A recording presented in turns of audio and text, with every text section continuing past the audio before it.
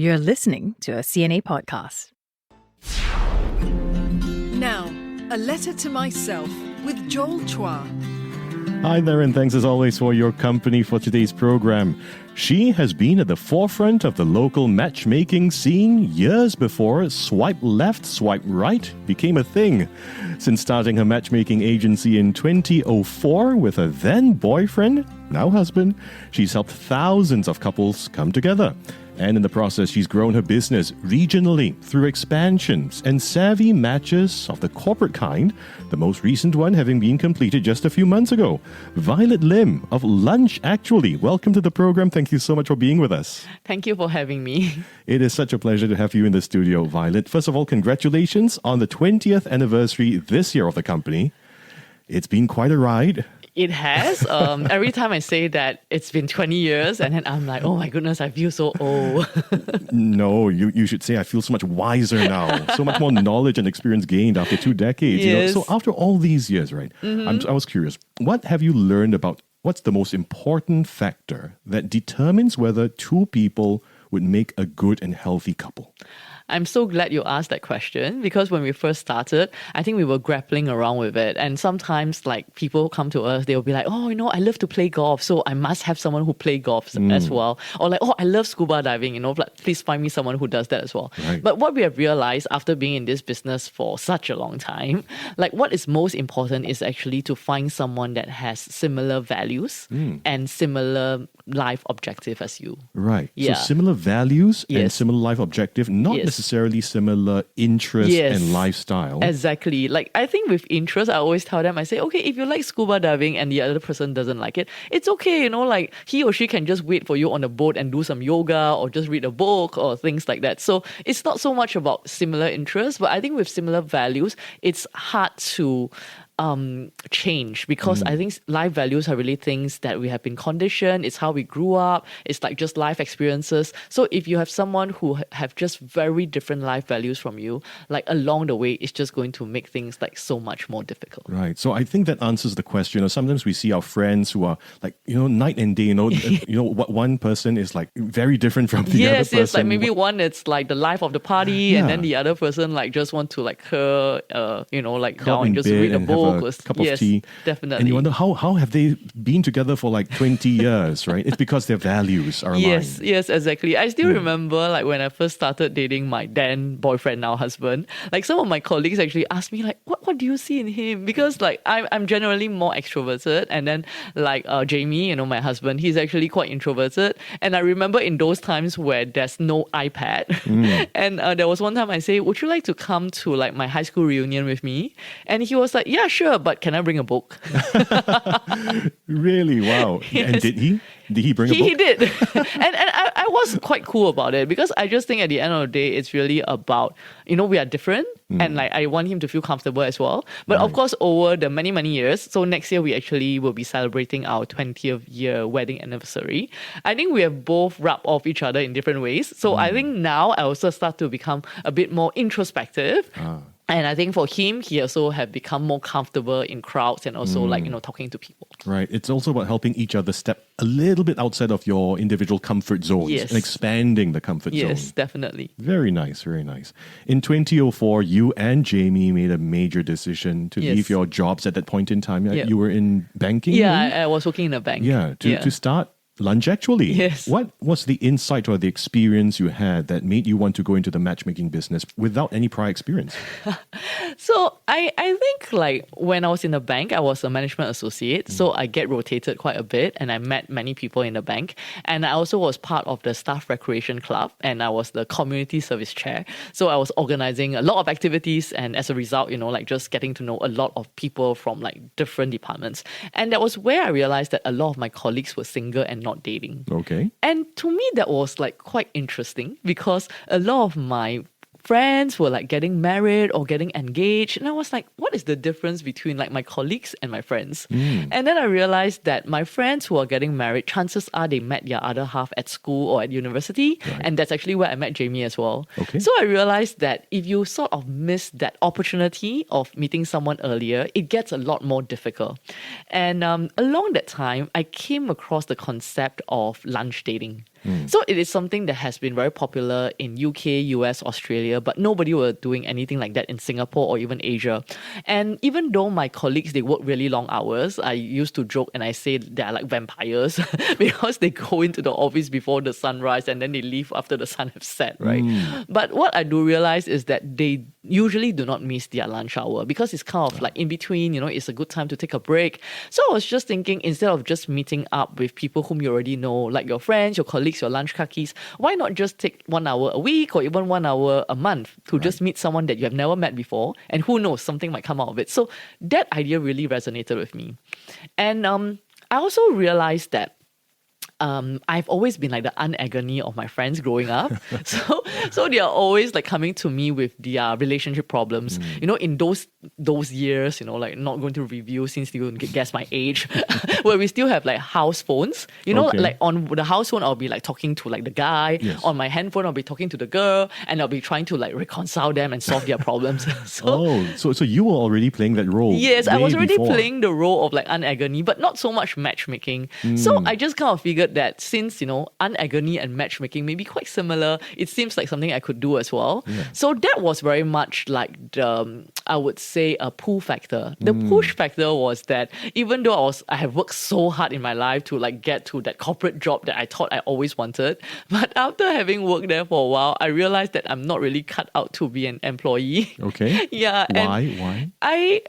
I think I just wanted to have that freedom to do quite a lot of things. But of course, I was being very realistic as well. I realized that I'm like an entry-level person, right? So I was like, okay, of course, now I need to do all the random, all the very so-called menial tasks, right? But I did remember really sitting down in my cubicle and then looking at my big boss in her beautiful like glass office.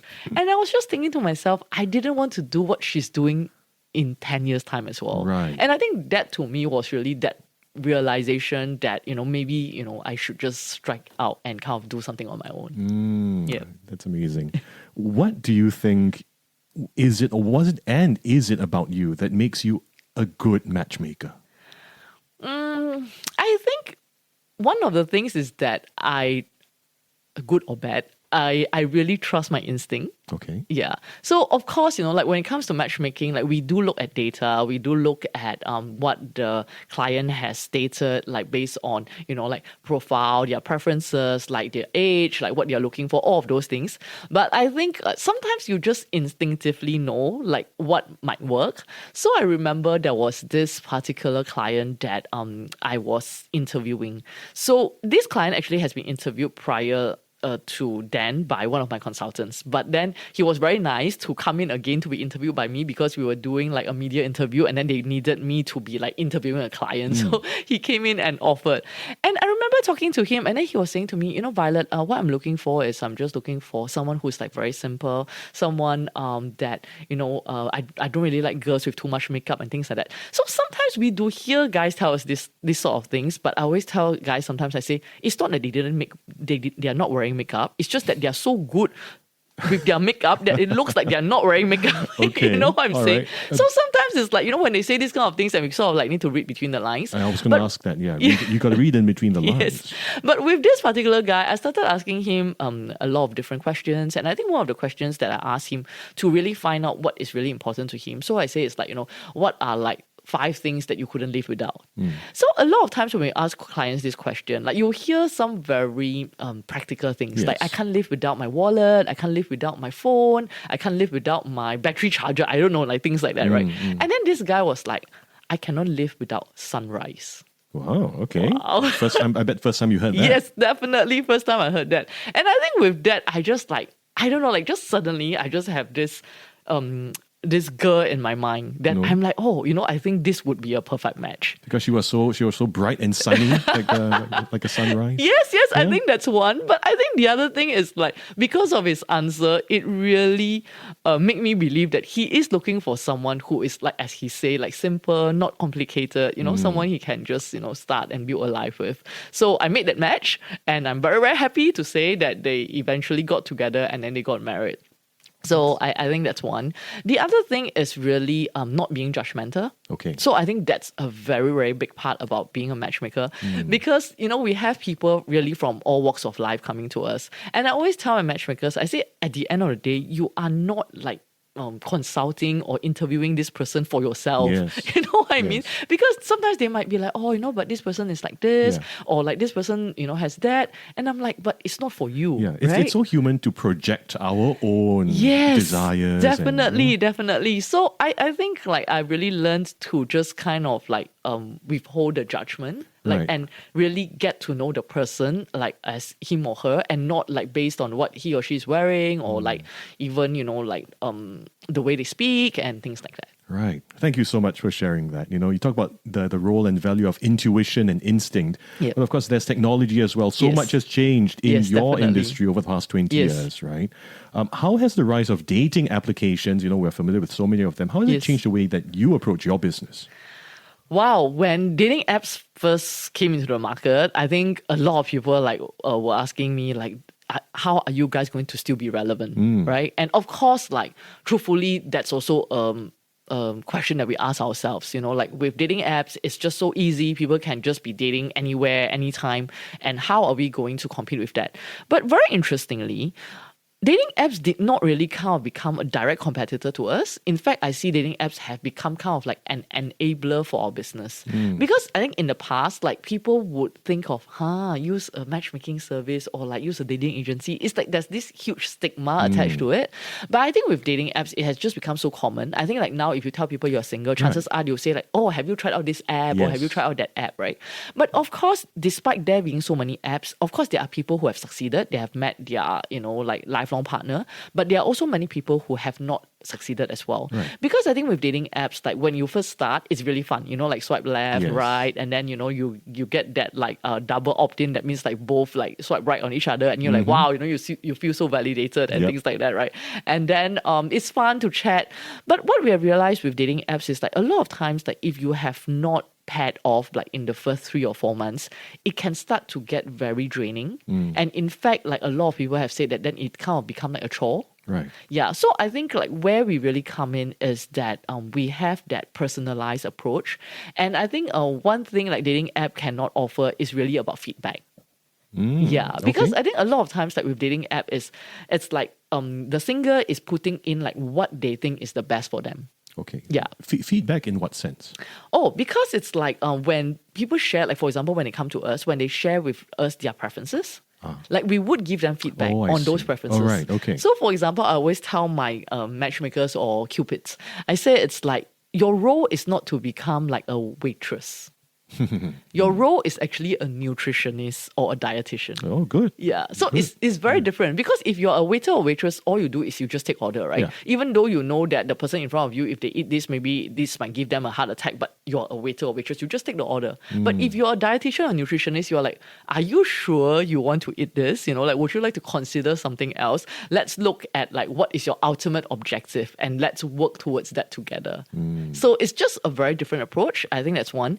The other thing, like when we talk about feedback, it's also, like how sometimes people go on dates and they're like, oh my goodness, that was so good. That was so amazing. I'm sure, we're going to go out again. And then they get ghosted. Yes. and then they have no idea what just has happened. Right. They're like, but I thought it went really well, and I thought we exchanged numbers. Like, what happened after that? So that's where like we actually get feedback for all the dates that we send out. So we'll actually ask both parties, like, how did it go? What do you like? What do you not like? Like, would you go on next date with this person? Why yes? Why no? And like once we start to gather some very similar feedback about a particular client, that's when we will ask them, would you like to get some feedback? And that's where we help to point out maybe some of their blind spots that they might not even be aware of. Yeah, and the idea of blind spots, I think, is so important to address, because when you are in love, when you have an infatuation with someone, you look at life through rose-tinted lenses, right? Exactly. Yeah. It's been a very eventful and enriching 20 years since you started the agency. If you would look back at this journey and consider the most important lessons you've learned along the way, if you could write a letter to your younger self, what would be the main messages in this letter? Wow, there are so many things I would love to tell my younger self, honestly. I'm sure, yeah. But I think one of the lessons that I've learned, I think not just in business, but also in my personal life as well, it's really what got you here would not get you there. Yeah. Okay. So I think I've been very lucky in the sense that I've done well in school. So, I have good grades and then like never really had much failures, like big failures. Okay. So I think like when I first started like having my first big failure, it was quite challenging because I think I never really had that practice, so to say. Right. So I think so all the things that the skill sets that I have built in my younger days, I think it got me to a certain point in my life, like be it in business. Like for example, I remember when we first started the business, it was just myself, my husband, and then we have like employee number one. Okay. So the way that I managed the team at that point, and then subsequently when we grew the team to 5 people, and then to 10 people, to like 25 people, to 50 people, it was just very, very different. Like I struggled with it a lot because I think I was still trying to kind of like do it the same way. Yeah. Like, imagine you have 50 people, but you're still trying to run it like 5 people. Yes. Yes. What was the most important thing you had to unlearn in order to manage this much bigger operation? I would say one of the things that I have to unlearn is really to know that I need to trust and I also need to be able to delegate. So I think one of the mistakes that many people, including myself, make is that we always want to do everything so perfectly. Yes. Because I think like that was what brought us to where we were. Like we Right. just kind of like need to do everything. We need to do everything to like 100%, 150%, and we think only we ourselves can do a good job. Yes. Yeah. I've got my standards. I know exactly Yes. how I want things to be done. Yes, exactly. But I think the challenge is because we only have 24 hours a day, Right. And like so minus like sleeping time and whatever time, like probably even if you work really hard, you probably can work like 16 hours a day, right? So what I have learned or I forced myself to learn is that yes, like I could be that one person doing that 100%, 150%, but I cannot duplicate myself. I cannot clone myself. So what I can do is now to accept that okay, like maybe this person that I'm bringing in, I can train this person to maybe operate at like 60%. And then subsequently with more training, with more on the job, eventually they get better, they can perform at 70%. Some even better, they can get to 80, 85%. Right. But imagine it's like I can have 85% times 4. I can have 85% times 50.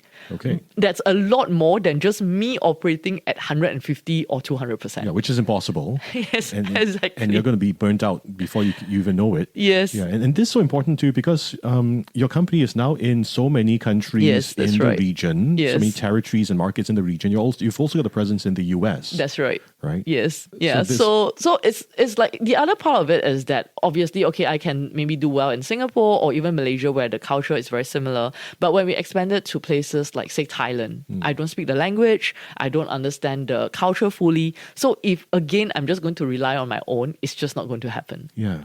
What has been helpful for you to acquire this ability or skill, if you can put it that, to be more trusting and comfortable in delegating work to other people?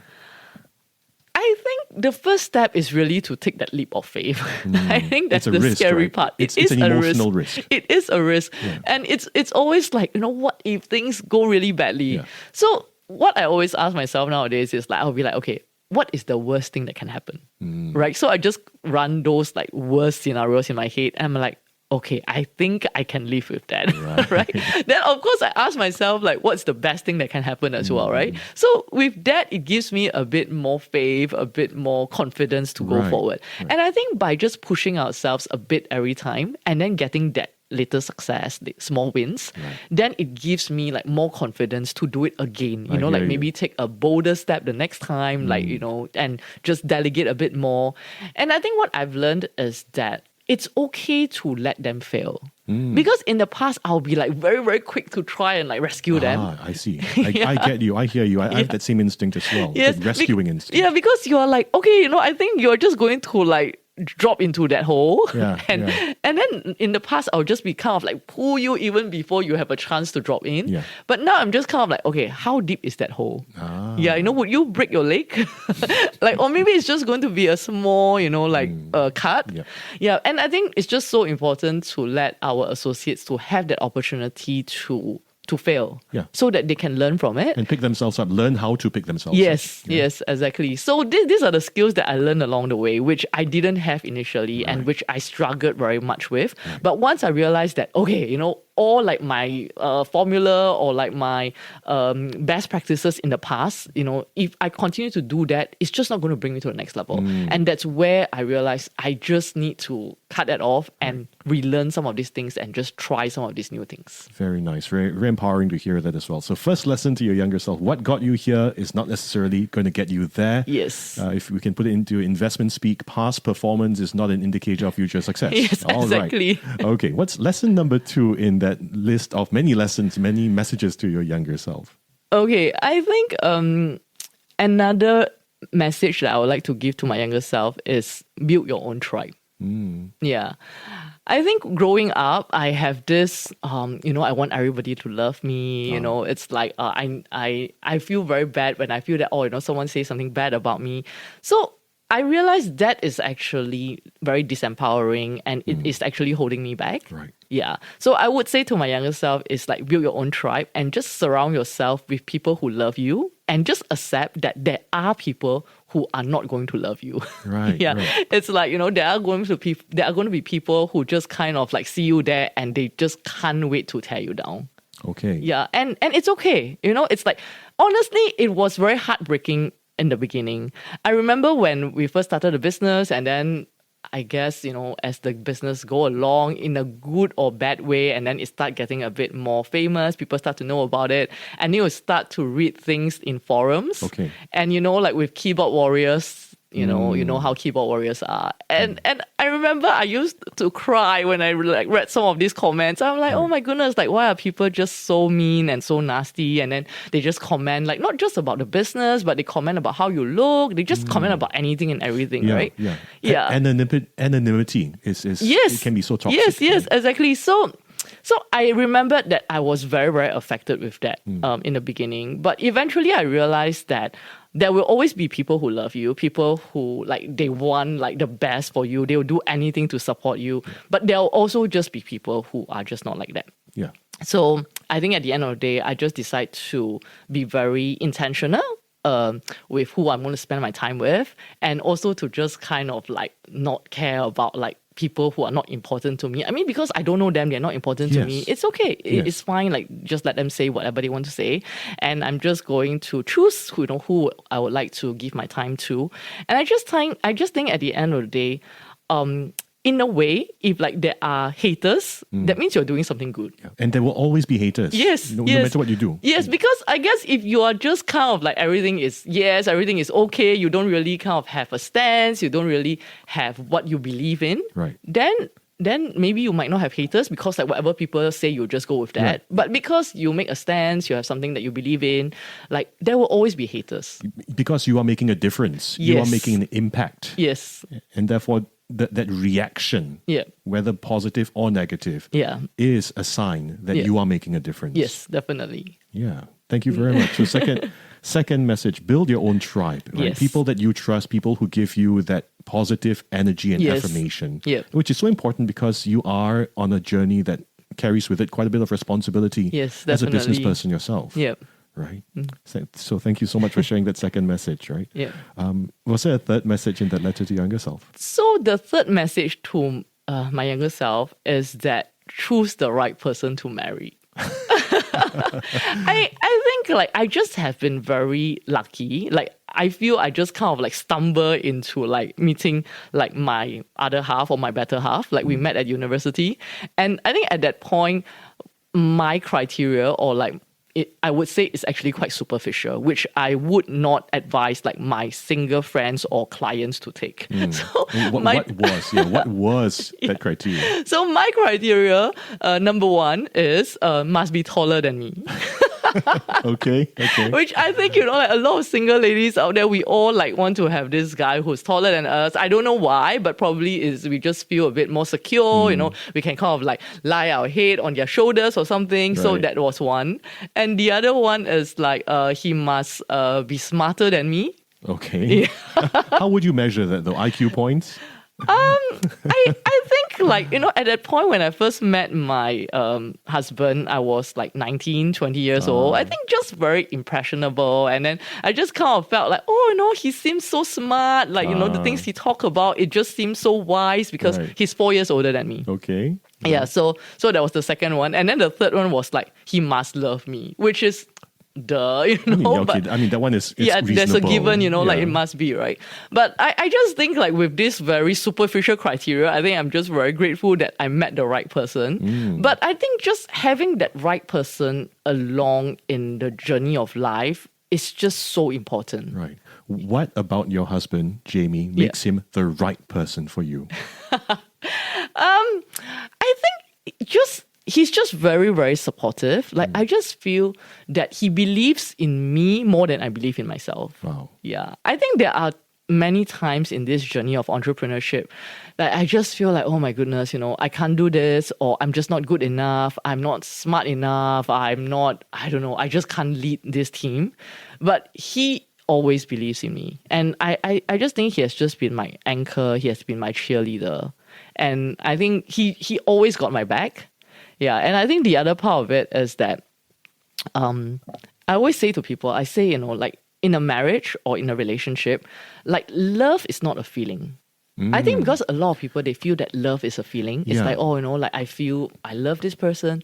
But I say love is actually not a feeling. Yeah. Love is actually a commitment. Yeah. That's a very powerful idea to remember. Because it's true. Because like honestly, I think like I mentioned just now, next year will be like our 20th year, like wedding anniversary, right? I think along this whole entire journey, there are many points I think I'm really not very lovable. Yeah, but at the same time, like, he chose to like hang in there. He chose to love me even when I don't know, I was just like maybe not like the best presentation of myself in that sense. And I think with this, I also remember like this story that I read. Like, so there was this couple, they are like in their 70s, they have been together for like more than 50 years, and then they were being interviewed for like a news article. And then they asked like, what is the secret to like this long-lasting, happy marriage?